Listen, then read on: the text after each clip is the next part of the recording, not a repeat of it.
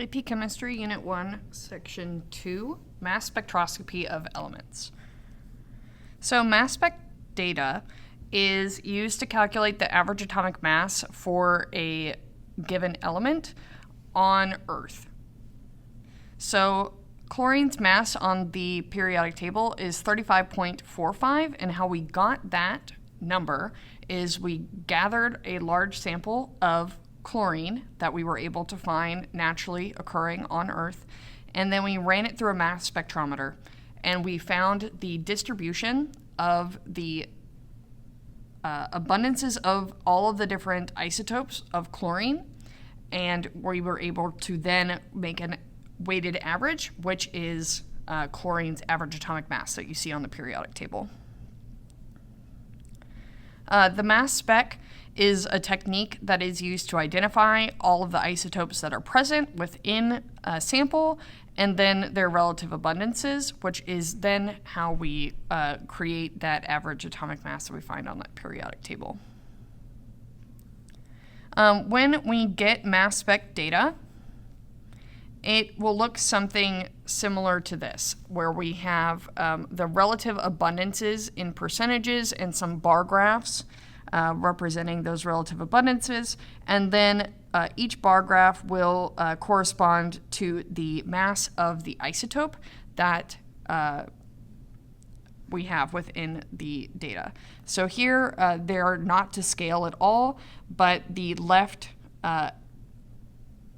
isotope 35 has a relative abundance of 75%, and the right isotope at 37 has a relative abundance of 25.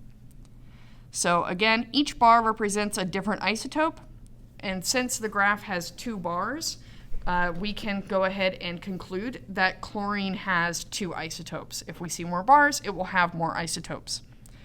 And the relative height of the bars are going to represent the relative abundance, which can be read on that y-axis. Again, my drawing is not to scale, but the drawings and representations that you will see on the AP exam will be better to scale, or at least better labeled there. But my height of my bars, again, chlorine 35 is about 75% of that sample, whereas the remaining 25% of the sample was that chlorine 37. And the masses are labeled on the x-axis, with 35 and 37 being the relative masses, and then you would denote that with isotope notation as you label out your things. So chlorine 37, chlorine 35, those are the two different isotopes that you have present there. The x-axis could be labeled a couple of different things. So it could be mass over charge, or m over z, mass number, or atomic mass. So all three of those things could be how the x-axis is labeled. However, they all kind of represent that same thing, where we are looking at the overall abundance of that particular isotope from that sample for our mass spec data. Utilizing mass spec to go ahead and find the average atomic mass, I described that we are using a weighted average. And you are going to be able to identify each isotope's mass and percent abundances from the graph. So again, chlorine 35 had an abundance of 75%, where chlorine 37 had an abundance of 25%.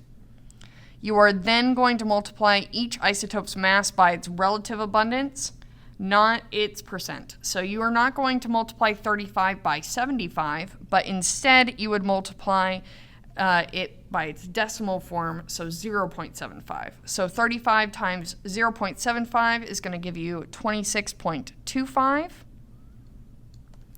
And 37 times 0.25 gives you 9.25. Once you have all of your isotopes multiplied by their relative abundances, you can go ahead and add everything up.